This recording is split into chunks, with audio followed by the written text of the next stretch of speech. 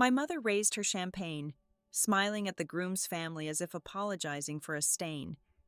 "This is our oldest daughter," she said. "She just cleans houses." Before I could set my glass down, the groom turned toward me. His expression shifted instantly to sharp recognition. What he said next made my mother pale in front of over 30 guests, unraveling a long-told lie and exposing a truth none of them knew I held. I am Skyla Morales. At 34 years of age, I have mastered the very specific art of being completely invisible while sitting in a room packed with 200 of my own relatives and family acquaintances. Tonight, that room is the Marigold Glass House, a sprawling architectural marvel of steel and transparent walls perched on a hillside. It is a venue that costs tens of thousands of dollars just to secure a date on the calendar, a place where the acoustics are engineered to make every clinking champagne flute sound like a delicate bell. This is my younger sister Marin's wedding reception, but looking around at the cascading walls of white orchids and the towering champagne pyramids, it is undeniably my mother's magnum opus. Teresa Morales does not just host events, she stages social warfare, and tonight is her ultimate victory lap. The geography of the reception hall tells you everything you need to know about where I stand in my mother's carefully curated world. At the front of the room, positioned perfectly beneath a massive crystal chandelier, is the long, draped head table. There is a very distinct, very obvious empty chair situated next to my father. When I arrived, my mother pulled me aside, her manicured hand gripping my forearm tight enough to leave a mark, and whispered that there had been a terrible mistake with the floor plan. It was a spatial issue, she claimed. But I am not sitting anywhere near the front. I am exiled to a small, circular table near the rear exit. I am seated so close to the service corridor that every time the heavy wooden kitchen doors swing open, a rush of hot air smelling of roasted prime rib and industrial floor cleaner washes over the back of my neck. I am a ghost invited to my own family's feast. I watch the room move. I watch the wealthy Beckett family mingling with Hollow Creek's local elite. And then, I see my parents making their rounds. They are moving purposefully through the crowd, gliding from table to table with Adrian, the groom, and his parents in tow. My mother's smile is radiant, practiced, and entirely synthetic. She spots me sitting alone near the waitstaff station, and for a fraction of a second, her smile falters. Her eyes harden. But she recovers instantly, leaning in to whisper something to her new in-laws, before steering the entire group directly toward my lonely outpost. I straighten my spine.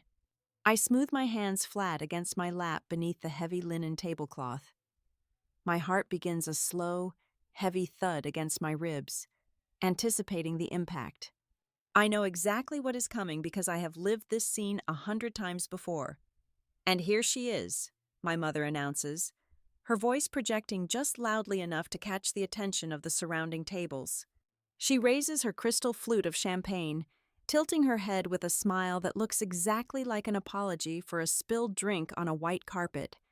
"This is our oldest daughter, Skyla, Mrs. Beckett," a woman dripping in understated pearls and generational wealth, offers a polite, questioning smile. "Oh, how lovely. And what do you do? Skyla? Do you work in the city?" I open my mouth to answer, but my mother's voice cuts through the air, sharp and suffocatingly sweet. "Oh, Skyla is a very hard worker. She just cleans houses." The words drop onto the table like lead weights. She just cleans houses. It is the exact phrase she has weaponized for years. It is designed to be dismissive, to lower expectations immediately, to signal to high society guests that they do not need to bother engaging with me. It is a preemptive strike against any potential embarrassment I might cause her. Before the uncomfortable silence can even settle, my father, Victor Morales, steps forward to hammer the final nail in place. He adjusts his expensive silk tie and offers a tight, weary sigh. "We realized a long time ago that ambition is not for everyone," he says, his voice flat, devoid of any warmth. "You just have to accept what people are capable of and stop hoping for more." She gets by. The air around my table turns to ice. The neighboring guests, who had turned to listen, suddenly find their plates fascinating. Mrs. Beckett's smile freezes into a rictus of sheer awkwardness. Mr. Beckett clears his throat and actively shifts his gaze toward the ceiling. The humiliation is thick, suffocating, and entirely intentional. My parents have effectively erased my dignity in under 60 seconds, ensuring that their flawless image remains untarnished by their underwhelming eldest child. Underneath the table, my hands curl into tight fists. My fingers curl into tight fists until my palms ache in fierce, stinging bursts. My jaw clenches rigid, blood pounds in my ears, a loud, relentless surge carrying the weight of countless swallowed arguments and years of silent endurance. I refuse to break character. I refuse to give my mother the satisfaction of a reaction. I maintain a perfectly neutral expression, wearing the mask of the dutiful, unremarkable daughter they demand I be. But then, something shifts. Adrian Beckett, the man who married my sister just 3 hours ago, does not look away in awkward pity. He does not offer a condescending smile. Adrian is standing slightly behind his parents, looking impeccably sharp in his tailored tuxedo. When my mother delivered her line, his head tilted. When my father delivered his crushing follow-up, Adrian's brow furrowed. Now, he steps out from behind his father's shoulder. His eyes lock onto mine. He is looking at me with an intensity that completely strips away the social pretense of the room. It is not the sympathetic gaze of a brother-in-law feeling sorry for the family outcast. It is something entirely different. His eyes track from my face, down to my posture, and then flash with a sudden, electrifying spark of absolute recognition. He heard the phrase, "cleanse houses," but his mind is clearly pulling up a completely different set of data. I can see the gears turning behind his dark eyes. He is recalling a specific tone of voice from hours of high-stakes conference calls. He is remembering a fiercely negotiated contract from a few days ago. He is remembering the invisible executive who flawlessly bailed out a catastrophic operational failure at this very venue at 6 o'clock this morning. Adrian's posture changes. The relaxed, slightly fatigued slump of a groom at the end of a long day vanishes completely. He straightens up, his shoulders squaring. The polite, vacant wedding smile drops from his face, replaced instantly by the focused, razor-sharp expression of a corporate executive who has just realized the person sitting in front of him holds all the cards. This is not pity. This is pure professional recognition. He knows exactly who I am, and he knows exactly what my parents have just done. My mother, completely oblivious to the silent earthquake happening next to her, takes a delicate sip of her champagne and turns back to Mrs. Beckett. Anyway, we are just so thrilled about Marin's new chapter. She does not get to finish her sentence. Adrian steps forward, closing the distance between the group and my isolated table. He reaches out and deliberately sets his crystal glass of scotch down onto the marble tabletop. The sharp, heavy clink of the heavy glass cutting against the stone rings out with startling clarity. It is a sound that demands immediate attention. The conversation at the surrounding tables halts. My mother's smile falters as she turns to look at him, confusion flickering across her meticulously powdered face. My father stops adjusting his tie. Adrian stands there, his hands resting on the edge of my table, his eyes fixed dead on mine. He takes a slow, deep breath, and I know, with absolute, terrifying clarity, that whatever words leave his mouth next are going to tear the roof right off this glass house. Growing up in Hollow Creek, Tennessee, meant living in a fishbowl where the water was entirely made of public opinion. It was a town of maybe 10,000 people, the kind of place where a poorly manicured lawn or a missed Sunday service was treated like a moral failing. For my mother, Teresa, this environment was not oppressive.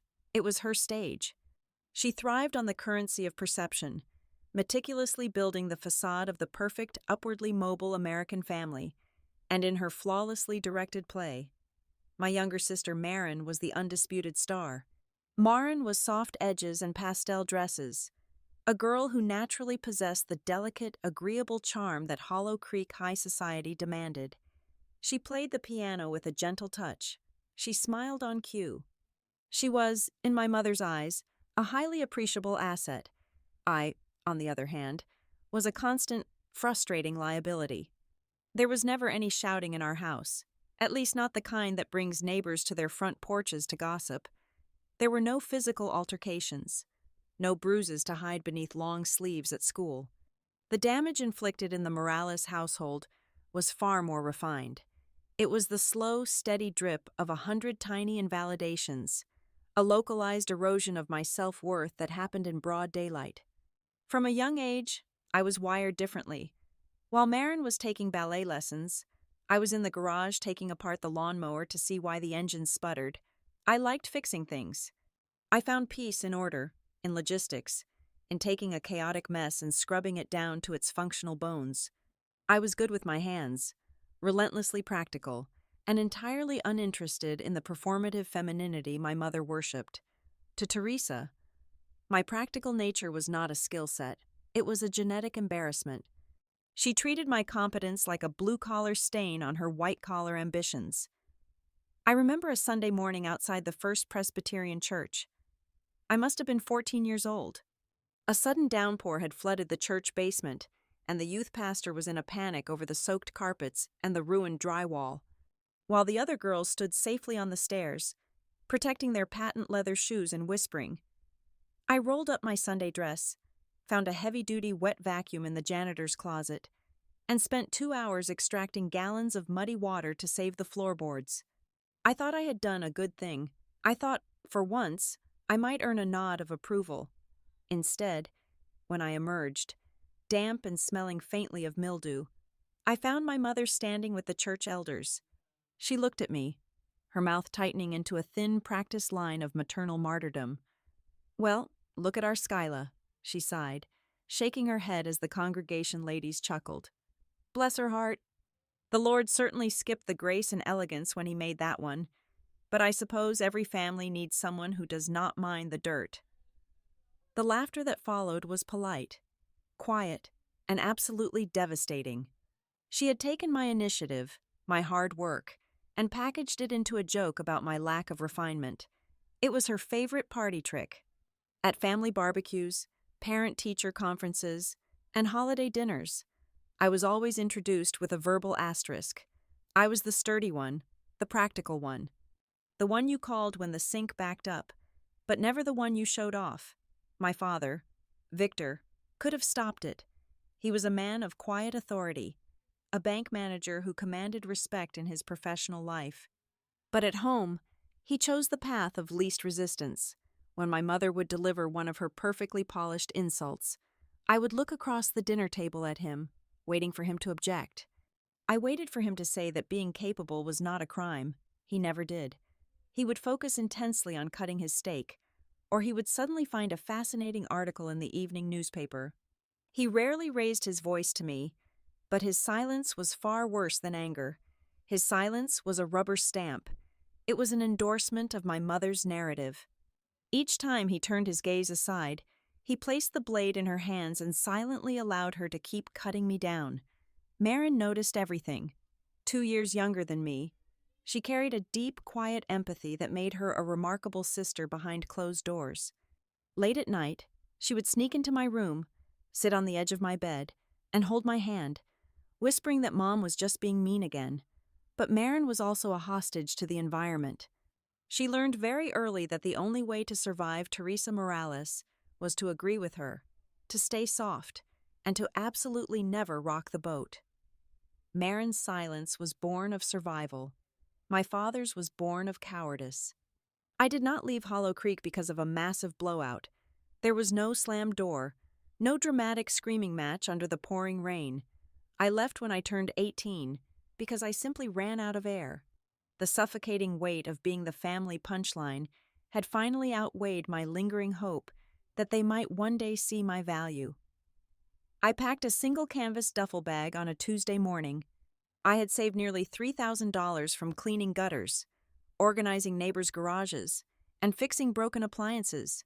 money my mother called my little hobby funds, I bought a bus ticket to Atlanta. When I walked into the kitchen to say goodbye, my mother was arranging hydrangeas in a crystal vase. She did not cry. She merely reminded me to call if I needed bus fare back, entirely convinced I would fail in a world that did not value people who only knew how to work with their hands. That was 16 years ago. Over those 16 years, the calls home grew shorter and less frequent. The holiday visits dwindled to brief, obligatory drop-ins. I learned very quickly that sharing my milestones was a waste of breath. If I mentioned a promotion in my early 20s, my mother would ask if it meant I finally got to work in an air-conditioned office. If I mentioned a business expansion later on, my father would politely nod and then change the subject to the local high school football team. Any success I claimed was instantly filtered through their unshakable belief that I was fundamentally ordinary. So, I stopped telling them.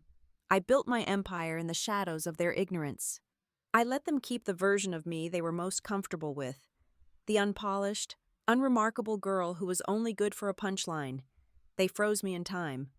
They looked at me and saw the teenager in stained overalls, the girl they had successfully convinced the town to pity. It never once occurred to either of them to ask who that girl had grown up to become, or what kind of power those calloused hands were now capable of wielding. When I arrived in Atlanta, the city felt like a massive, humid engine running on ambition and exhaust. I had no college degree, no professional network, and exactly zero safety net. What I did have was a profound tolerance for the kind of grueling, unglamorous labor that most people actively paid to avoid. For the first 2 years, my life was entirely defined by the interior of a used, dented white cargo van I had purchased for $3,500 in cash. I started at the very bottom of the real estate food chain. I took the jobs that the established cleaning companies rejected. I scrubbed out abandoned rental units where evicted tenants had left behind rotting food, shattered drywall, and carpets stained with things I preferred not to identify. I worked 14-hour days, 7 days a week, breathing in the harsh chemical burn of industrial bleach and ammonia until my hands were permanently calloused and my back ached with a dull, constant throb. But as I moved from one trashed apartment to the next, paying close attention to the frantic phone calls of landlords and property managers, I started to see a massive, gaping hole in the market. The industry did not lack people willing to push a mop. It lacked systems. It lacked reliability. I watched property managers lose thousands of dollars in rental income because a unit sat empty for an extra 12 days. They were constantly fighting a chaotic scheduling war. The painters would arrive before the drywall dust was cleared. The carpet extractors would show up late. The cleaners would miss the grease traps in the kitchen, causing the new tenant to complain on day one. It was a fragmented, deeply inefficient mess. Property managers did not want a cleaning lady. They desperately needed a logistics coordinator. That realization was the birth of Evertide Home Transition Group. I stopped selling my time by the hour and started selling turnkey transitions. I bought heavy-duty clipboards and created meticulously detailed spreadsheets. I developed a 45-point inspection checklist that left absolutely zero room for interpretation. When a tenant moved out, my newly branded Evertide team moved in. We did not just clean, we documented everything. We took high-resolution before and after photographs of every single room, time-stamped and categorized, creating a bulletproof digital portfolio for the property manager to use against security deposits. We coordinated the minor maintenance, patching holes, replacing light fixtures, coordinating the paint touch-ups, so that the management office only had to make one phone call instead of 5. I promised landlords a flawless turnover in exactly 48 hours, and I delivered on that promise 100% of the time. The shift was explosive. Word of mouth in the property management sector travels faster than fire. A single independent landlord who owned 4 duplexes recommended me to a regional manager who oversaw 800 units. Within 18 months, my beat-up white van had multiplied into a fleet of 6 branded vehicles. I hired my first crew, then my second, then my 10th. I refused to let the quality dilute as we scaled. I built Evertide on a model of regional clusters. I stopped scrubbing floors myself and focused entirely on operational architecture. I wrote a comprehensive 200-page standard operating procedure manual that covered everything from the exact chemical dilution ratios for hardwood floors to the specific professional phrasing our staff had to use when interacting with building superintendents. I promoted from within, identifying the sharpest, most disciplined workers and training them to become cluster leads. We expanded out of Atlanta, securing contracts with mid-tier property management chains across Georgia, pushing upward into the Carolinas, and stretching westward toward the borders of Tennessee. By maintaining absolute military-grade discipline over our logistics, we consistently held a profit margin of 22%, a number that would make most service industry executives weep with envy.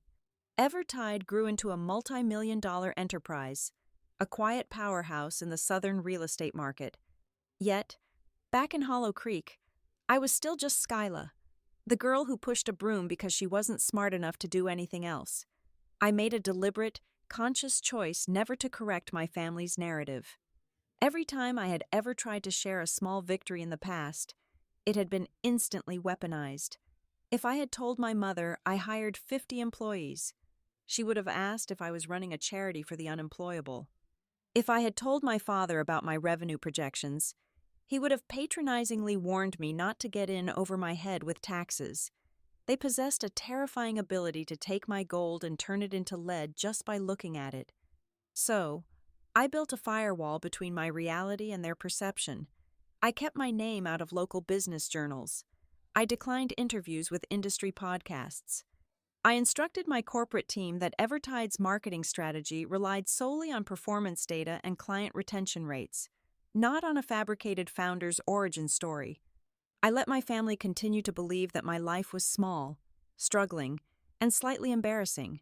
It was easier to endure their pity than to fight for their respect, but my anonymity is currently facing its greatest stress test.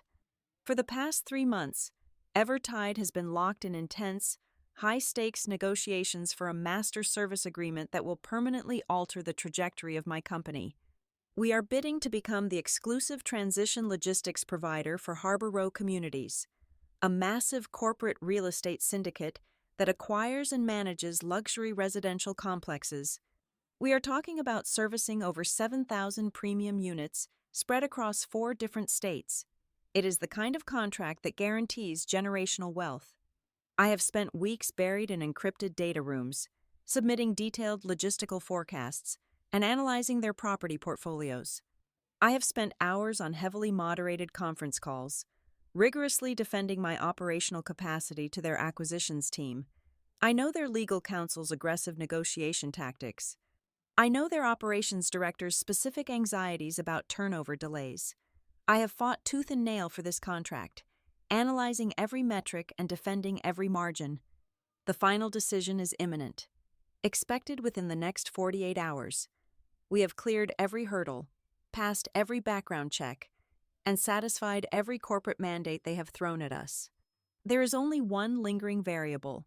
Despite the countless hours of phone calls, the dozens of revised proposals, and the endless email chains analyzing turnover logistics, everything has been handled remotely. I have successfully proven the worth of Evertide Home Transition Group to the Harbor Row Executive Board, but I have never actually met the final decision-maker face-to-face. The wedding invitation arrived on a Tuesday, encased in a heavy cream-colored envelope that felt as thick as a piece of drywall. The calligraphy was done in raised gold foil, announcing the union of Marin Elizabeth Morales and a man from a family I had never met. The paper smelled faintly of lavender, a signature touch that had my mother's meticulous, controlling fingerprints all over it. I placed the envelope on my solid oak desk at the Evertide corporate office, right next to a stack of quarterly financial reports, and stared at it. It looked entirely out of place in my world of profit margins, logistical schedules, and fleet management. 2 hours later, my phone rang. The caller identification displayed my mother's name. I let it ring 3 times, taking a slow, grounding breath before answering. "Skyla, darling," Teresa's voice floated through the speaker. dripping with a sugary sweetness that always served as a warning bell. I assume you received the invitation. Marin is just beside herself with excitement. It is going to be the event of the season in Hollow Creek. I got it. Mom, I replied, keeping my tone perfectly neutral. The venue looks beautiful. Oh, it is breathtaking, she agreed instantly. The Becketts are flying in relatives from the East Coast. Which brings me to a tiny favor I need to ask you. Sweetheart. I leaned back in my leather chair, waiting for the inevitable condition of my attendance. We want you there. Of course we do, she continued, her voice dropping into a conspiratorial whisper. But there will be a lot of very important, very refined people attending. Adrian's family is quite prominent. I was hoping you might be mindful of the conversations you engage in at the reception. Mindful of what, exactly? I asked, though I already knew the answer. Well, you know how people are, she sighed, playing the role of the protective, concerned mother flawlessly. They ask questions.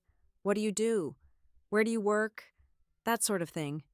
I just think it would be best if you did not go into the gritty details about your little cleaning jobs. People might misunderstand. They might think things are hard for you. If someone asks, perhaps just say you are in property maintenance and leave it at that. We do not want to make the Becketts uncomfortable with stories about scrubbing out dirty apartments. Do we? My jaw tightened. She was not protecting me from judgment. She was protecting herself from the imaginary humiliation of having a blue-collar daughter at a white-collar gathering. I manage an entire logistics company. Mother? I do not scrub floors anymore. Of course, dear, she said, completely dismissing my statement as a delusion. Just be careful. That is all I'm asking. Oh, and wear something subdued, a nice, modest dress. We do not want you looking out of place. She hung up before I could respond. 5 minutes later, my phone chimed with a text message from my father. It was brief, cowardly, and entirely predictable. Your mother is under a lot of stress with the wedding planner. Just agree with her. Do this for your sister. Do not make the atmosphere awkward when you get here. I tossed the phone onto the desk. I was ready to draft a polite email declining the invitation. Citing an unmovable corporate conflict, it would have been the easiest route. I could stay in Atlanta, close the Harbor Road deal, and avoid the toxic theatrics of my hometown altogether. Then, my office line rang. It was Marin. She sounded utterly exhausted, her voice vibrating with a quiet, suppressed anxiety. Please tell me you are still coming, she whispered, as if afraid someone might overhear her. I know Mom probably called you and said something awful. I know she is trying to manage every single breath everyone takes, but I need you here. Sky. I feel like I'm suffocating under all these floral arrangements and seating charts. Hearing the genuine plea in my sister's voice dissolved my anger into a heavy, familiar ache. Marin was trapped inside the very performance our mother had spent decades directing. She was the star, but she was entirely miserable. I will be there, Marin, I promised softly. I am not going to miss your day. I decided in that moment that I was going to attend. I was not going to hide, and I was not going to apologize for my existence. I wanted to show up, just once, without asking for permission to take up space, but my mother was not finished. The next morning, she sent a highly detailed itinerary for the wedding weekend. Attached to the bottom was a casual, manipulative request. Since you are so good with your hands and used to manual labor, it would be wonderful if you could arrive by Thursday morning. The planner is terribly understaffed. We need someone to steam the tablecloths, check the floral deliveries, and sweep the bridal suite before the photographer arrives. She did not see me as a guest. She saw me as free, disposable labor. She wanted to tuck me away in the background, making me useful while keeping me invisible. I picked up the phone and called her directly. I am leaving Atlanta on Friday afternoon, I stated firmly, leaving no room for negotiation. I will be there for the rehearsal dinner, and I will be there to help Marin get into her dress on Saturday morning. But I am coming as a guest. Mom, if your planner is understaffed, you need to hire a secondary crew. I am not the venue janitor." "Well," she gasped, her voice trembling with manufactured shock, "I was only asking for a little family support. Skyla, there is no need to be so hostile." "Friday afternoon," I repeated, and ended the call. When Friday finally arrived, I loaded my luggage into the trunk of my car and began the long drive north toward the Tennessee border. The transition from the towering glass skyscrapers of Atlanta to the rolling green foothills of Hollow Creek always felt like driving backward in time. With every mile marker I passed, I could feel the invisible weight of my family's expectations settling over my shoulders.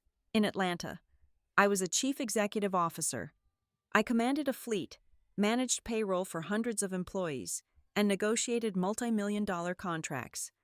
But as I crossed the county line into my hometown, I could feel myself shrinking back into the practical, unimpressive girl my parents demanded me to be.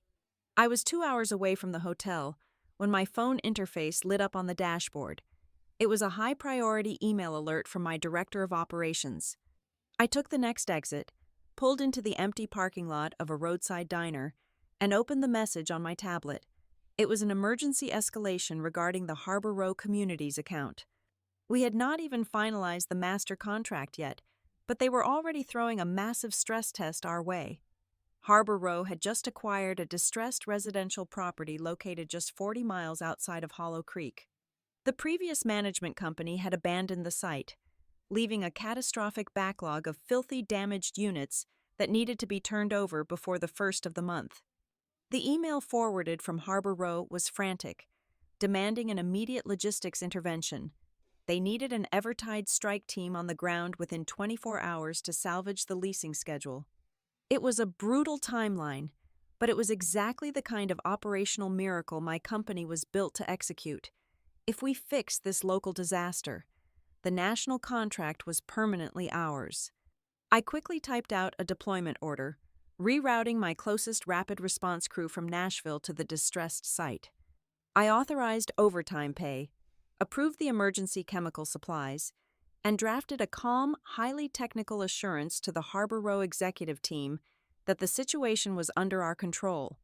Before hitting send, I scrolled down to read the original panicked message from the Harbor Row corporate office. I scanned the rigid, demanding corporate language, my eyes stopping at the bold black text at the very bottom of the chain. The urgent plea for a bailout had been sent directly by their lead negotiator. The signature block read, Adrian Beckett, Director of Acquisitions, Harbor Row Communities. I stared at the screen, reading the name Adrian Beckett for the second time. It registered as a familiar, aggressive corporate contact I had been battling in digital boardrooms for 3 weeks. I locked my tablet, put my car back into drive, and merged onto the highway, completely unaware that the ruthless corporate director who had just begged my company for a rescue was the exact same man waiting at the end of the aisle for my sister tomorrow afternoon. The air in my childhood home felt exactly as I remembered it, thick with the scent of expensive aerosol air freshener and suffocating expectations. When I walked through the front door on Friday afternoon, I was greeted not with questions about my drive or my life in Atlanta, but with the frantic, performative energy of a family preparing to stage a royal coronation. Aunts I had not seen in 5 years were clustered in the living room, admiring the silver centerpieces. My father gave me a tight, distracted nod from his armchair before returning to a phone conversation about valet parking logistics. No one asked how I was doing. My presence was merely a box checked off on my mother's master itinerary. It took exactly 12 minutes for my mother to find me. She breezed down the hallway, a clipboard pressed to her chest, her eyes scanning me from head to toe. "Oh, good. You are here," she said, bypassing any standard greeting. "There is a massive delivery of hydrangeas on the back patio, and 3 of the boxes tipped over during transport. Since you are so good with your hands, be a dear and salvage them before the planner sees. We cannot have bruised petals." I did not argue. I walked to the patio, righted the boxes, and expertly pruned the damaged stems. Over the next 3 hours, I became the unofficial, unpaid stagehand. I was instructed to unbox 60 sets of crystal goblets, steam a rack of auxiliary table linens, and secure a loose banner over the driveway. While I worked, my professional instincts immediately began to scream. My mother had hired a boutique wedding planner whose primary skill seemed to be picking out color palettes, not managing a high-stakes event timeline. I stood near the kitchen island and watched the planner's scheduling matrix fall apart in real time. She had the lighting technicians scheduled to load their scaffolding through the same narrow service corridor that the catering staff was supposed to use for their hot food boxes. The venue's turnaround time for the reception hall was a mere 3 hours, but the assigned cleaning crew consisted of only 4 people. In my world, a footprint that size required a minimum of 10 technicians to meet a hard deadline. It was an operational bottleneck waiting to detonate. I quietly intervened. I intercepted the lighting crew manager in the driveway, politely suggesting a secondary loading dock that would bypass the caterers entirely. I sketched out a quick zone mapping strategy on a piece of scrap paper for the bewildered venue cleaning staff, dividing the room into quadrants to maximize their efficiency. It took 10 minutes of calm, authoritative direction to untangle the planner's mess. When I walked back inside, I heard my mother boasting to a group of relatives in the foyer. I had to practically reorganize the entire vendor schedule myself. She laughed, sipping her iced tea. Honestly, if I do not micromanage everything, nothing gets done properly. I simply washed my hands at the sink and kept my mouth shut. I was here to ensure Marin's wedding did not collapse, not to fight for credit I would never receive. The true test of my restraint happened just before we were scheduled to leave for the rehearsal dinner. I was in the makeshift bridal suite, a sprawling room of white leather furniture and mirrored walls, helping Marin steam her rehearsal dress. One of her bridesmaids, a nervous cousin from my father's side, knocked her elbow against a vanity table. A tall glass of water and an open bottle of liquid foundation crashed to the floor, splashing a toxic beige mixture inches away from the hem of an incredibly expensive silk gown hanging on the door. The cousin shrieked. Marin froze, her eyes welling with sudden, terrified tears. The hired planner, standing in the corner, merely gasped and covered her mouth in shock. "Nobody move," I ordered, my voice dropping into the cold, clinical register I used when a contractor ruptured a water line on a job site. I moved instantly. I grabbed a stack of dry cotton towels from the bathroom counter. "Marin, lift the hem of the silk dress straight up. Do not drag it, just lift." I dropped to my knees, building a rapid containment barrier with the dry towels to stop the liquid from spreading across the hardwood floor. I grabbed a bottle of club soda from the minibar, saturated a clean cloth, and rapidly blotted the microscopic drops that had hit the very edge of the fabric, neutralizing the oil in the foundation before it could set into the fibers. Within 90 seconds, the disaster was entirely erased. I stood up, tossed the ruined towels into a wastebasket, and wiped my hands. That was incredibly efficient. I turned around. Standing in the open doorway of the suite was Adrian. He was dressed in a casual but sharp charcoal suit, his hands tucked into his pockets. He had been watching the entire frantic scene play out in complete silence. "Occupational hazard," I replied smoothly, keeping my tone light. "You learn to act quickly when gravity gets involved." Adrian stepped into the room, his eyes narrowing slightly as he studied my face. He did not look at me the way most people in my family did, which was usually with a mix of mounting embarrassment or complete indifference. He looked at me like he was trying to solve a complex equation. "You are Skyla, right?" "Marin's older sister." "I am," I said, offering a polite nod. He stepped closer, tilting his head. "Your voice. Have we met before? You sound remarkably familiar." A cold spike of adrenaline hit my stomach. My mind flashed to the dozens of intense, unyielding conference calls I had commanded over the past 3 weeks, breaking down logistical matrices for Harbor Row communities.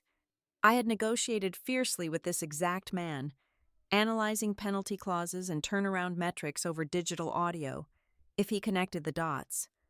My carefully constructed firewall would crumble right here in the bridal suite. "I highly doubt it," I said, maintaining absolute eye contact to project total calm. I live in Atlanta. I just work in residential operations. Residential operations, he repeated, rolling the phrase over in his mind. The corporate gears were clearly turning in his head, matching the cadence of my speech to a memory he could not quite place. Interesting. You handled that spill like a rapid response director. Before he could press the issue, Marin rushed over, throwing her arms around him, and the moment dissolved into the chaotic excitement of the impending evening. The rehearsal dinner was hosted at a country club across town. It was a suffocating display of wealth and forced intimacy. I was seated at a table near the back, wedged between a deaf great-uncle and a woman who sold residential real estate. I watched my mother hold court at the head table. She was in her element, sparkling under the ambient lighting, making sure the Beckett family knew exactly how cultured and refined the Morales bloodline was. During the salad course, the real estate agent next to me politely asked what I did for a living, before I could even form a single syllable. My mother's voice carried over the ambient noise of the dining room. She had been listening. "Oh, Skyla does physical labor," my mother announced, smiling warmly at the groom's parents as if she were sharing a charming, folksy anecdote. "She is our little worker bee, always up to her elbows in dirt and dust. We always say someone has to do the heavy lifting. Bless her heart." A few people chuckled softly. The real estate agent gave me a look of deep, profound pity and immediately changed the subject to the floral arrangements.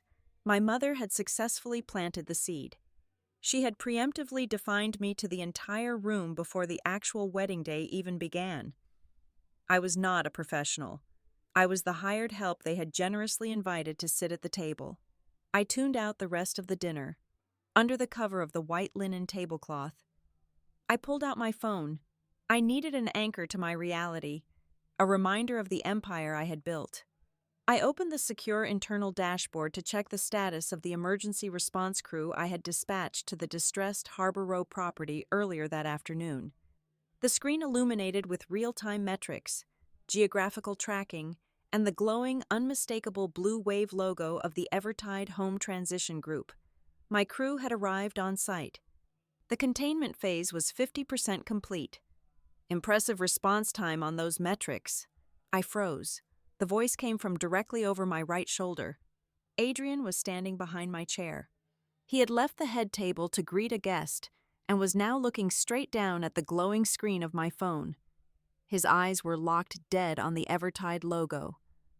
I saw his breath hitch. I saw the sudden, violent collision of facts in his mind as the familiar voice in the bridal suite suddenly connected with the corporate logo on my screen. He opened his mouth to speak, to ask the question that would shatter the entire illusion my family had built, but the heavy flash of a camera blinded us both. "Adrian, over here," my mother called out loudly, motioning to the hired photographer. "We need the groom for the family portraits. Right now." Adrian blinked away the bright flash, his eyes darting from my face back down to the dark screen of my phone as I quickly locked it. He was pulled away by the photographer before he could utter a single word, leaving me sitting in the dim light of the country club, knowing that the fuse had just been lit. The morning of the wedding, the air inside the marigold glass house felt like a coiled spring. At 8 o'clock in the morning, the illusion of my mother's perfect day began to shatter in a spectacular cascade of operational failures. I arrived early, expecting a quiet hour with my sister, but walked into a war zone. The venue had hosted a massive corporate gala the night before. The management had promised a hard reset by dawn, but their primary cleanup crew was running on a skeleton staff due to a sudden illness outbreak. The reception hall was a disaster. Sticky residue coated the imported marble floors. Shattered glass hid in the corners of the main dining area, and the VIP preparation suite smelled intensely of stale beer and cheap cologne. To compound the disaster, the master florist was stuck in a massive traffic jam 20 miles away. The boutique wedding planner, whose entire strategy seemed to consist of carrying a gold-plated clipboard and hyperventilating, was completely paralyzed. My mother was standing in the center of the debris, her face flushed with pure, unrestrained fury. She was not offering solutions. She was merely assigning blame at a deafening volume, threatening lawsuits and screaming about ruined reputations. My father, attempting his usual tactic of banking on his local prestige, had cornered the exhausted venue manager near the catering kitchen. He kept repeating his job title and talking about his connections, completely failing to grasp that a vice president of a regional bank cannot magically manifest a sanitation crew out of thin air. I stood by the entrance, analyzing the critical path of the crisis. At the current rate of cleaning, the venue would not be cleared for guest arrival at 4 o'clock in the afternoon. The wedding was going to be delayed, and possibly canceled entirely due to safety violations. My phone vibrated in my pocket. It was Marin.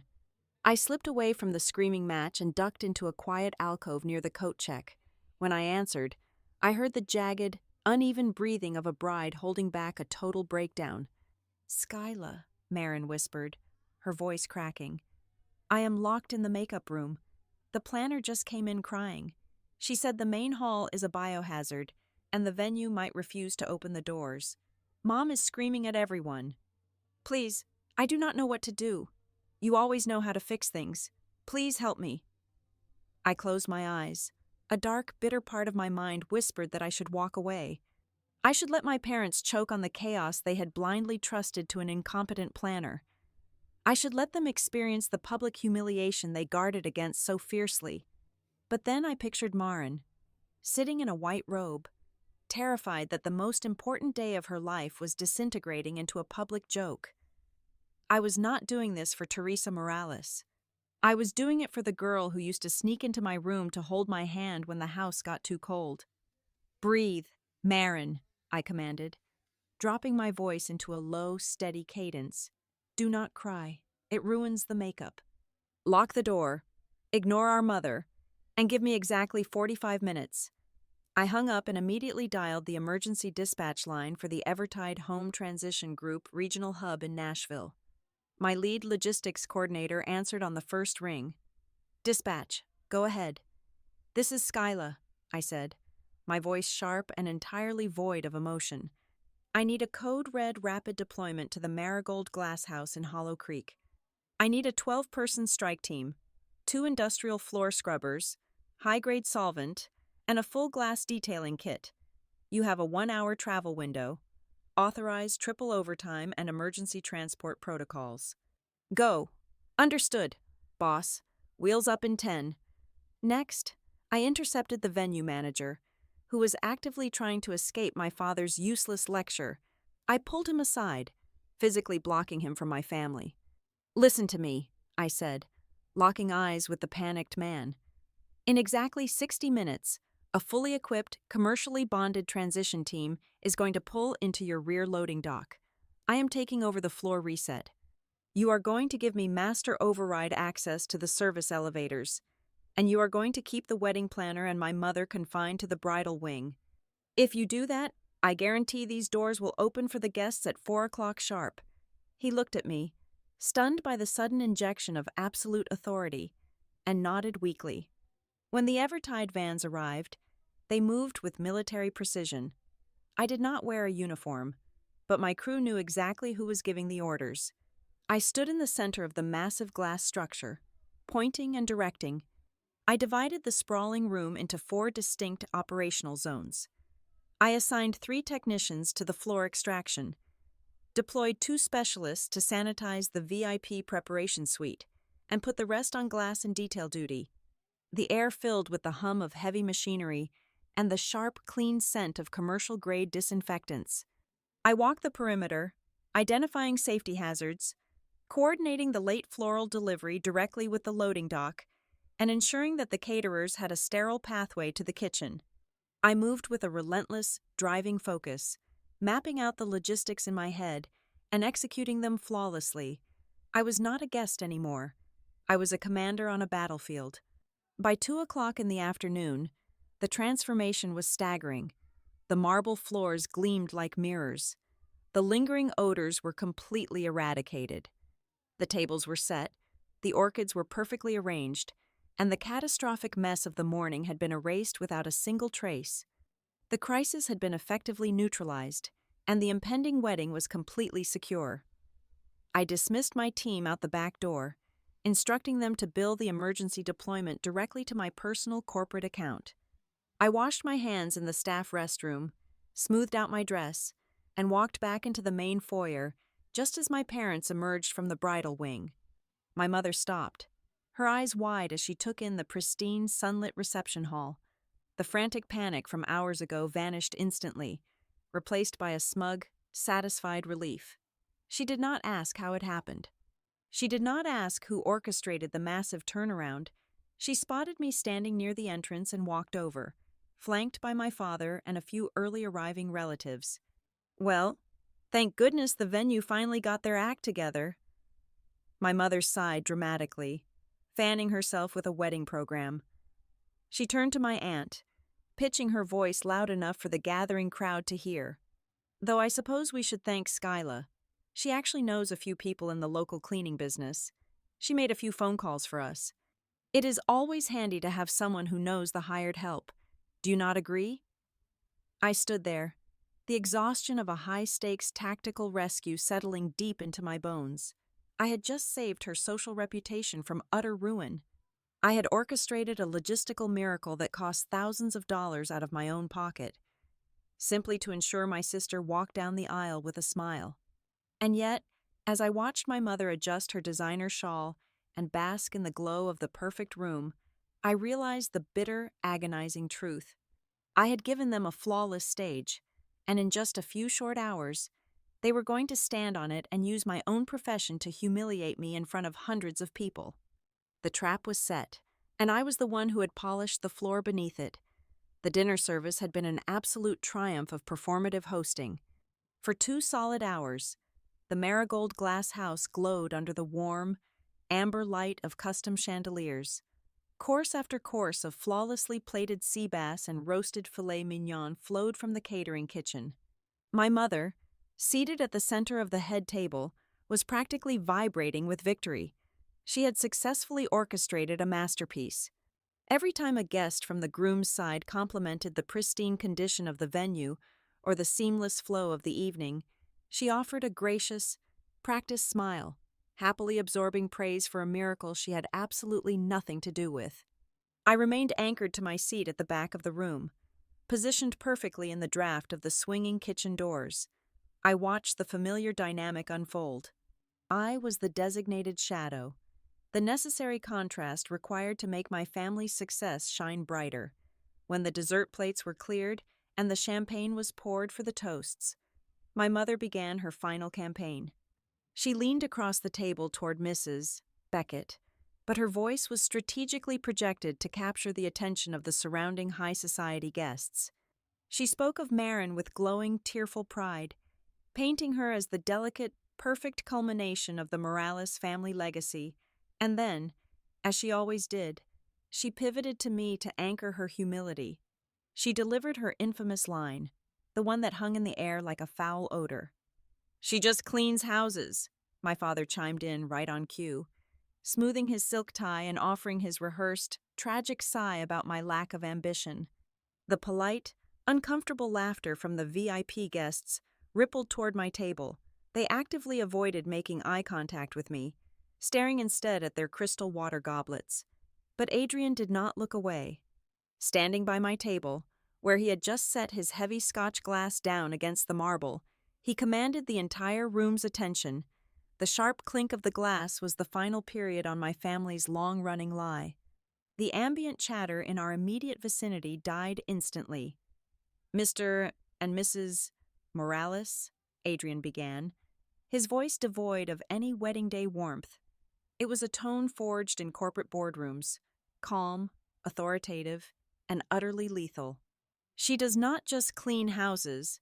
The sudden silence expanded, rolling across the adjacent tables until a significant portion of the room was completely quiet.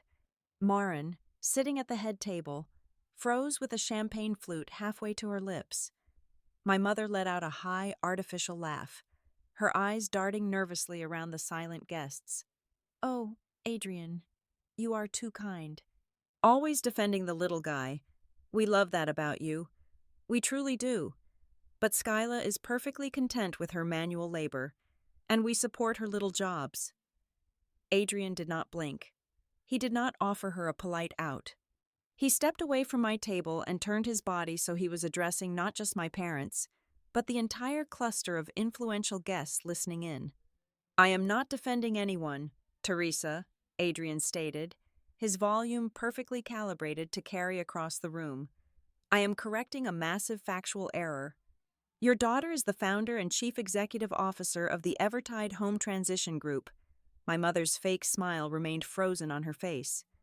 But her eyes went entirely blank. She had no frame of reference for the words he was using. The what group? Adrian, sweetheart, I think you have had a bit too much scotch. Skyla pushes a mop in Atlanta. Evertide is a multi-million-dollar logistics and property management enterprise, Adrian continued, ignoring her patronizing tone completely. He looked directly at my father, whose face had suddenly drained of all color. They operate across 4 states. They command a massive fleet and handle the operational turnover for some of the largest real estate syndicates in the American South, including the one I work for. A low murmur of genuine shock swept through the crowd. The real estate agent who had pitied me earlier during dinner suddenly snapped her head toward me, her jaw slightly open. Furthermore, Adrian said, his voice dropping an octave, tightening the invisible noose around my parents' narrative. This morning, when this venue was entirely compromised and the wedding was hours away from being permanently canceled by the health department, your boutique planner did not save you. You did not save yourselves. He gestured toward me, a sharp, respectful movement of his hand. Skyla deployed a 12-person emergency strike team from a corporate hub 2 hours away. She coordinated the heavy machinery, managed the hazardous waste protocols, and personally directed the logistics that allowed you to walk into a pristine room this afternoon. She completely subsidized the rescue of this event, and she did it while you stood in the hallway screaming at the venue staff. My mother gripped the edge of the head table. Her knuckles were entirely white. That is ridiculous, she hissed, her pristine public mask finally slipping to reveal the raw panic underneath. Skyla, tell him to stop making up these ridiculous stories. Tell him what you actually do. I sat perfectly still, my hands resting lightly on the tablecloth. I did not raise my voice. I did not need to. He is perfectly accurate, Mother. Every single word. The collective gasp from the Beckett family table was audible. They were old money, people who valued discretion and abhorred public humiliation, but they were currently witnessing a spectacular, self-inflicted execution. My father stood up, his chair scraping loudly against the hardwood floor. He tried to salvage whatever authority he had left. Now see here, Adrian, if Skyla has been hiding some sort of business venture from us, that is her own deceitful doing. We can discuss her lack of transparency privately, not in front of our guests. She did not hide it, Adrian shot back, his eyes narrowing into a harsh, unforgiving glare. You just never bothered to ask. You were too busy using her as a punchline to realize she had built an empire right under your noses. Adrian took one step closer to the head table. Leaning slightly forward, the final blow he delivered was not loud, but it possessed enough force to permanently alter the power dynamic of the Morales family. I know all of this, Victor, Adrian said, his voice slicing through the heavy, suffocating silence of the Marigold glass house. Because for the last 3 weeks, Harbor Row Communities has been aggressively trying to secure a national vendor contract. The person evaluating our portfolios, the person rejecting our initial offers, and the person I have been directly negotiating with over secure executive channels is sitting at that back table. He looked at my mother, whose mouth was silently opening and closing like a suffocating fish. You told everyone here she just cleans houses, Adrian finalized, his tone dripping with absolute disdain. But by Tuesday morning, I will be asking her to sign a contract worth millions of dollars. You might want to reconsider where you seat your most successful child. The silence inside the reception hall did not just break. It shattered into 100 distinct, vibrating pieces. The initial shockwave rolled through the room, followed immediately by a low, frantic hum of whispers. The social hierarchy of the marigold glass house was entirely upended in the span of 2 minutes. The wealthy Beckett relatives, who had previously ignored my existence, were now staring at me with a potent mixture of astonishment and calculated curiosity. The local Hollow Creek elite, who had spent decades digesting my mother's pity narrative, looked utterly betrayed. The real estate agent sitting beside me actually shifted her chair to face me directly, her expression transforming from condescending sympathy to raw professional hunger. My mother, however, was incapable of surrendering the spotlight. Her survival instinct kicked in, wrapped in a desperate, suffocating layer of Southern charm. "Well?" Teresa practically shouted over the rising murmur. Her voice brittle and strained, she plastered a horrifyingly bright smile onto her face. "I suppose the cat is out of the bag. We always knew our girl had a fierce entrepreneurial spirit. Family is everything, and we have supported Skyla's little venture from day one. We are just so proud." Adrian did not let her rewrite history. Having delivered the truth, he smoothly stepped back, physically removing himself as my shield and creating a clear line of sight between me and my parents. He was an executive who recognized another executive. He knew I did not need a savior. I just needed the floor. "Supported her?"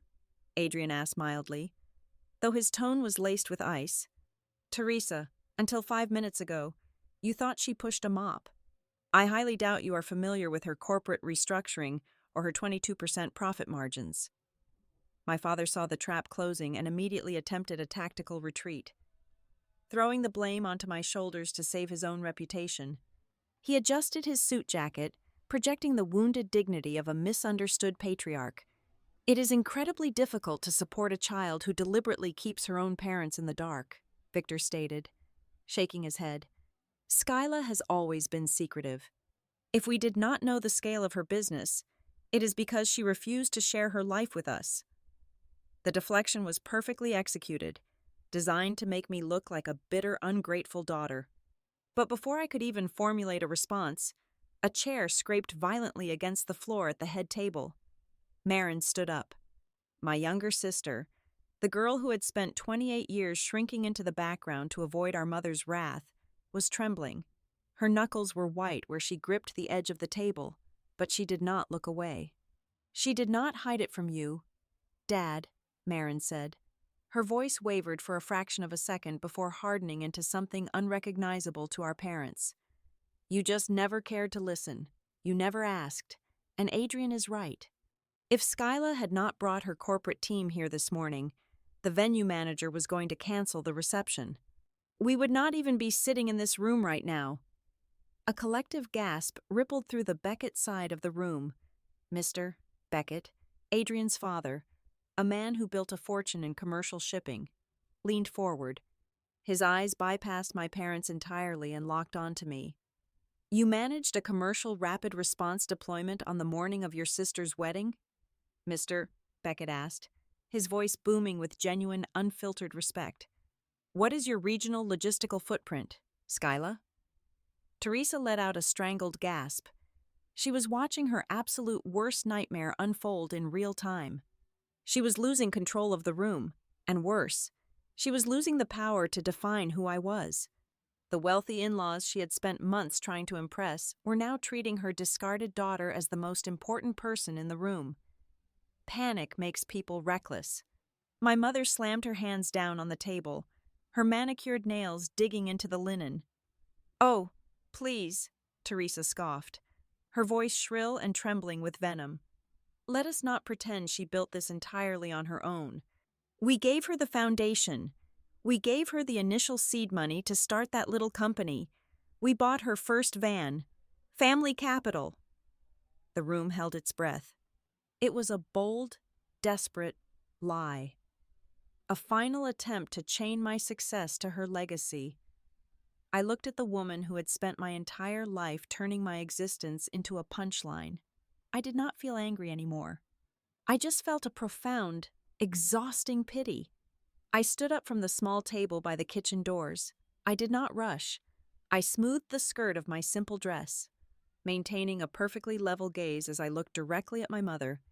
I left this town 16 years ago with exactly $3,500, I said, my voice carrying clearly across the quiet room. I earned every single penny of that money by cleaning out the gutters and organizing the garages of the people sitting in this very room. I bought a used cargo van, and I slept in it for the first 4 months. I have never asked you for a dime, and I have never received one. My mother opened her mouth, but no sound came out. My father stared at his plate, thoroughly defeated. I did not keep my life a secret, I continued, keeping my tone razor-sharp and entirely devoid of the hysteria my mother thrived on. I just stopped handing you my accomplishments so you could turn them into jokes. Every year. I sat at these tables and stayed quiet to keep the peace. I let you tell your friends that I was a failure because it was easier than fighting for your respect. I paused, letting the weight of the silence press down on them. But if I stay quiet tonight, I said, delivering the final, decisive blow, I become an accomplice to the false way you tell my story, and I am done being your punchline. I sat back down. There was no theatrical exit, no dramatic storming out of the venue. I simply reclaimed my space, holding my ground in the absolute center of the reality I had just forced them to acknowledge. The power dynamic in the room had irreversibly shifted. Several business associates from the Groom side were now openly glaring at my parents, disgusted by the sheer audacity of their lies. Teresa sank slowly back into her chair, her face a mask of pale, suffocating humiliation. She believed this was the end of it.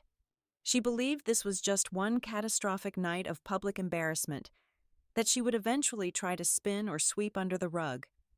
She had no idea the fallout was just beginning. Beneath the table, my phone vibrated with a harsh, continuous buzz, signaling a high-priority corporate emergency. I slipped it out of my clutch and glanced at the screen. It was a direct message from the head of the Evertide legal department. The text was brief, devoid of pleasantries, and terrifyingly urgent. It informed me that during a routine compliance audit this evening, my legal team had discovered multiple vendor contracts, venue discounts, and localized sponsorship agreements in the state of Tennessee. All of them had been fraudulently executed under the trademark name of Evertide Home Transition Group by individuals claiming to be the executive owners of the company. I locked the screen. I looked up at my parents, who were currently drowning in the awkward silence of the ruined dinner party. They thought the worst thing I could do was embarrass them in front of their friends. They were completely unaware that by tomorrow morning, I would be unleashing my corporate attorneys on them. The morning after the wedding, I did not wake up to the sound of chirping birds or the gentle relief of a finished family obligation. I woke up at exactly 6 o'clock to the harsh, rhythmic vibration of my encrypted corporate phone on the hotel nightstand. My lead corporate counsel was on the line. He had spent the entire night pulling every vendor file, contract, and communication log associated with the Marigold Glass House and the surrounding Hollow Creek event suppliers. What he found within those digital records was not merely a case of my parents boasting to their wealthy country club friends to inflate their own egos. It was systematic, highly documented corporate fraud. According to the forwarded files, my father had successfully negotiated a 30% discount on the luxury venue rental by explicitly claiming that Evertide Home Transition Group was a joint family asset. He had used my trademarked company name, along with fabricated operational ties, as collateral to secure priority booking dates and reduced catering fees. The situation with my mother was significantly worse. She had submitted formal sponsorship applications to the local community church and 2 regional charity boards, pledging free operational manpower and commercial cleaning supplies from my company for their upcoming seasonal events. She had signed these binding documents using a title she completely invented, effectively committing my corporate resources and exposing my business to massive liabilities without my knowledge or consent. They had not just stolen my personal narrative, they had forged my professional authority to subsidize their social climbing. I did not drive to my parents' house. I did not storm through their pristine front door and demand a screaming apology. because engaging in volatile emotional warfare only provides oxygen to master manipulators. Instead, I poured a heavy cup of black coffee, opened my laptop, and went to war the only way I knew how. I instructed my legal department to immediately draft and dispatch formal verification letters to every single vendor, event planner, and venue coordinator involved in the wedding weekend. We formally requested copies of all communications and contracts mentioning my company. Simultaneously, we issued strictly worded cease and desist notices directly via certified mail to Victor and Teresa Morales, legally barring them from utilizing the Evertide trademark in any capacity moving forward. I built an ironclad fortress of legal paperwork, actively replacing emotional volatility with cold, undeniable evidence. By noon, the inevitable fallout reached the bridal suite at the luxury hotel downtown. Someone from the venue management had panicked after receiving a formal inquiry letter from my corporate attorneys and immediately called my father. My father, realizing his lies were unraveling on an institutional level, frantically called Maren to complain about my supposed hostility. Less than an hour later, Maren and Adrian were standing inside my hotel room. Maren looked utterly devastated, her eyes red and swollen from crying. I did not offer her comforting platitudes. I simply handed her the printed copies of the forged sponsorship forms and the heavily discounted vendor invoices. She read through them in absolute silence, her hands physically shaking as she recognized our mother's distinct, elegant handwriting on the fraudulent signature lines. For 28 years, Maren had been conditioned by our household dynamics to believe that keeping the peace meant quietly absorbing our parents' toxicity and looking the other way. But seeing the physical, legal proof that they had actively exploited my livelihood to fund the illusion of her perfect wedding shattered that lifelong conditioning entirely. She dropped the papers onto the glass desk, her expression hardening into a look of profound betrayal. Adrian stood beside her, his posture rigid and entirely protective. He was incredibly gentle with my sister, holding her hand, but his professional boundaries were absolute. He made it completely clear to her that he loved her deeply, but he refused to begin their marriage by sweeping corporate fraud under the rug to protect her parents' fragile egos. Maren agreed without a single moment of hesitation. They had been scheduled to leave for a luxurious 2-week honeymoon in the Mediterranean the following morning. Instead, Maren pulled out her phone and canceled the international flights. They chose to stay in Tennessee to dismantle the mess alongside me, refusing to let the toxic cracks of our parents' deceit become the foundation of their new life together. Teresa, predictably, attempted to control the massive collateral damage by launching a desperate preemptive strike. By 3 o'clock in the afternoon, my personal phone was inundated with text messages from confused extended family members. My mother was frantically spinning a tearful, victimized story, claiming that I had lost my mind and was aggressively trying to ruin my sister's post-wedding joy out of sheer, bitter jealousy regarding her successful marriage. She framed my standard legal notices as an act of unhinged, irrational revenge. I completely ignored the messages. I did not need to defend my character against baseless hometown gossip when I held an absolute arsenal of verifiable facts. The ultimate, irrefutable vindication arrived at exactly 5 o'clock in the evening. My legal team forwarded an official incident report they had just secured from the general manager of the Marigold Glass House. It was a formal corporate statement detailing the catastrophic operational failure that had occurred on the morning of the wedding. The manager explicitly documented that the boutique planner had completely lost control of the sanitation timeline and that the venue was entirely compromised.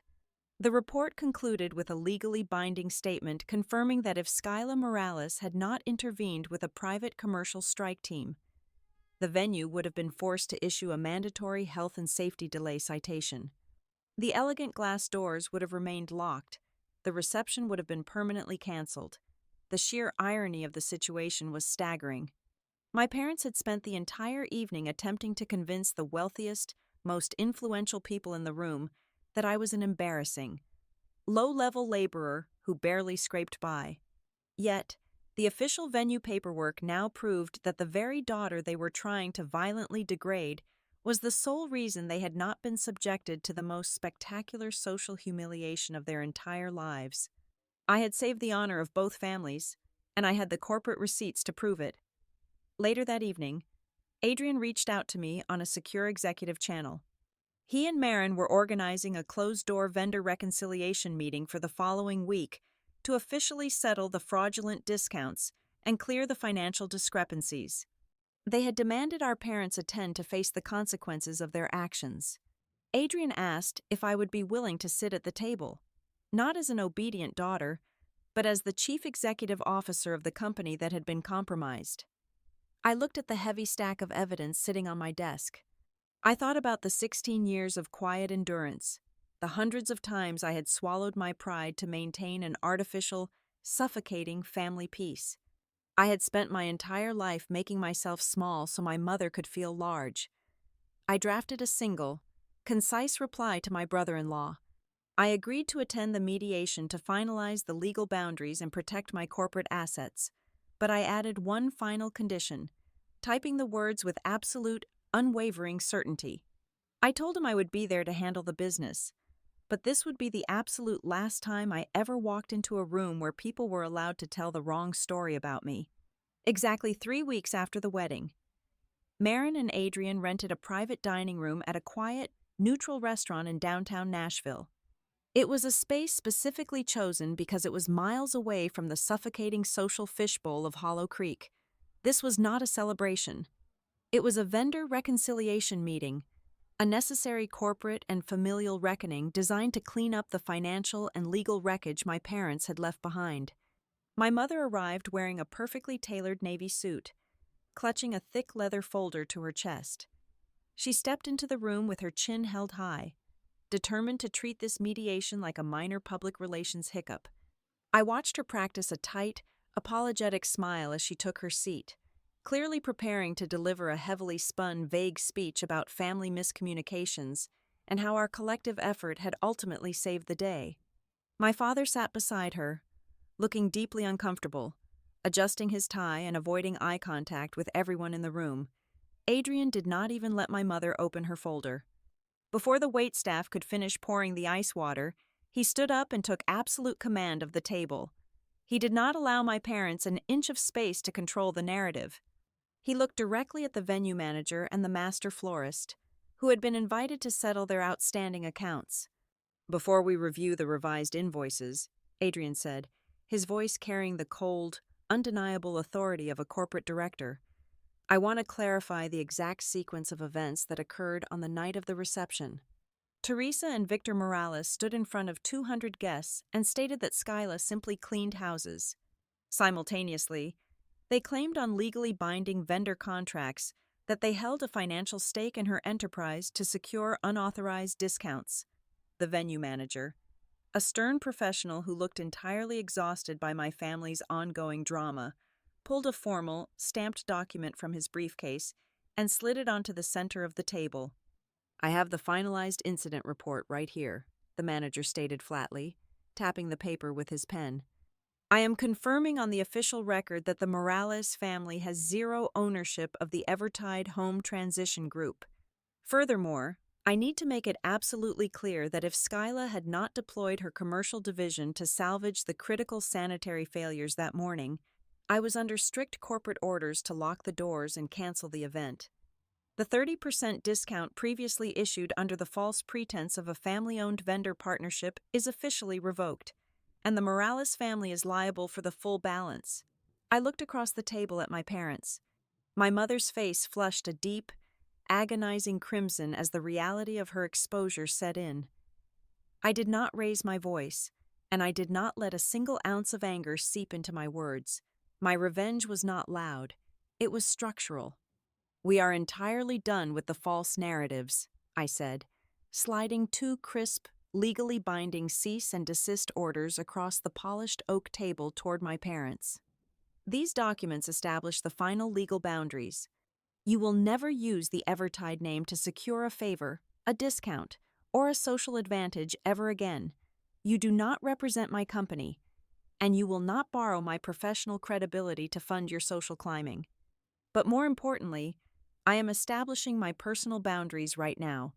I am no longer accepting your public humiliation.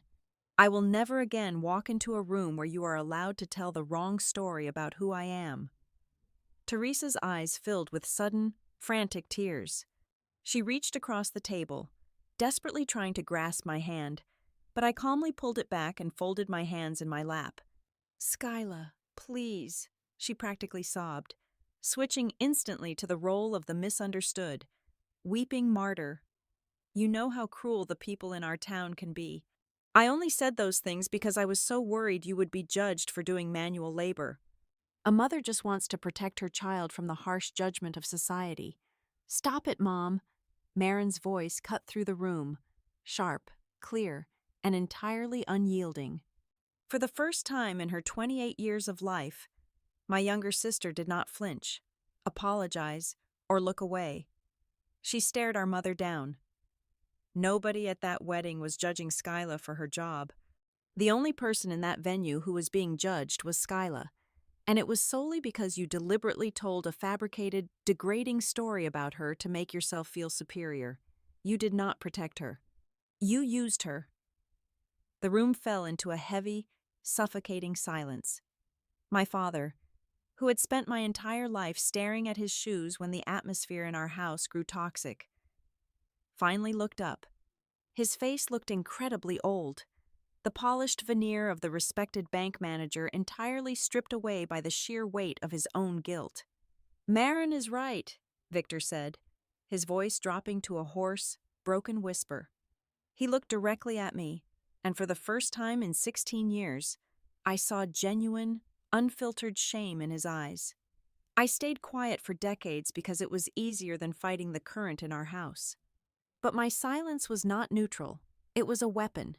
I let your mother use my cowardice as a permanent permission slip to tear you down, and I am deeply, profoundly sorry. Adrian placed his hand on Marin's shoulder.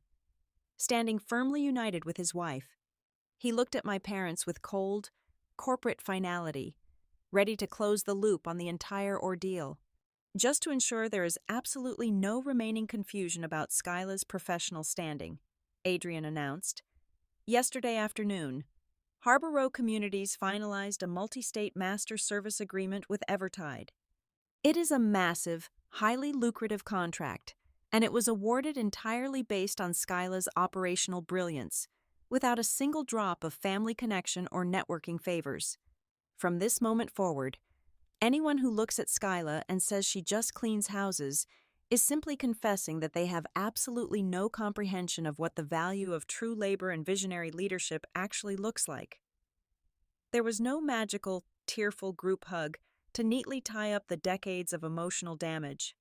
Real life does not work like a daytime television drama, and I refuse to participate in a fake, beautiful reconciliation just to make the evening end on a comfortable note. I chose a mature, definitive closure. I stood up from the table. I looked at Marin, offering her a genuine, warm smile that reached my eyes. "Have a beautiful, peaceful marriage," I told her softly. "Call me when you get back from your trip. I will always be here for you, and I will always answer your calls." Then, I turned my attention to my parents. I did not wish them ill, but I offered them no absolution for the pain they had caused. "I hope you both find whatever it is you are looking for," I said quietly. "But until you do the work to genuinely change, I am permanently removing myself from your audience." I turned my back on the people who had tried to shrink me to fit their narrow, superficial world. I walked out of the private dining room, pushed open the heavy glass doors of the restaurant, and stepped out into the vibrant, electric energy of the Nashville night. I breathed in the cool evening air, feeling lighter than I had in over 3 decades. I was leaving behind the suffocating weight of Hollow Creek forever. I was leaving with my name, my thriving enterprise, and my absolute dignity permanently restored, stepping boldly into a future that belonged entirely to me. Thank you so much for listening to my story. Please leave a comment down below and let me know where you are listening from so we can interact and share our thoughts together. If you enjoyed this journey, please subscribe to the Violet Revenge Stories channel, like this video, And show your support by hitting the hype button so that the story in this video can be heard by many more people.